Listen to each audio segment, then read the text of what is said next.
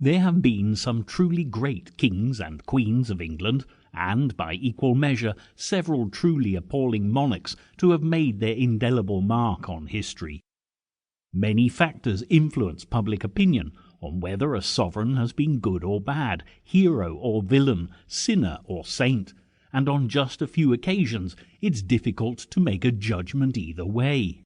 This is absolutely the dilemma that surrounds King Richard I, the Lionheart, who could transform from a brave, chivalrous crusader knight into a cruel despot within the space of a heartbeat.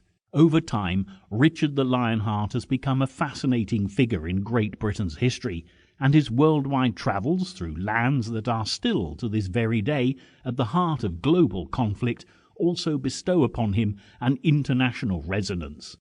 This history journal will set out on a journey of discovery to find the man behind the myth and explore, expand and expose the legend that is Lionheart. Standing majestically along the banks of the River Thames, which connects Great Britain's capital city London to the sea, is the ornate and beautiful Palace of Westminster.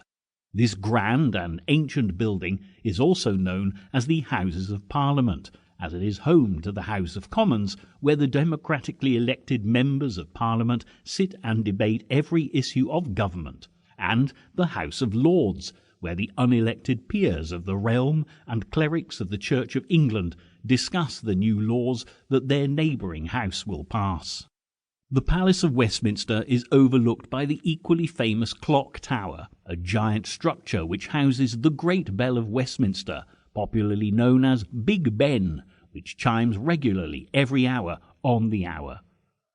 However, the oldest part of the Palace of Westminster dates to the late 11th century, when Westminster Hall was built.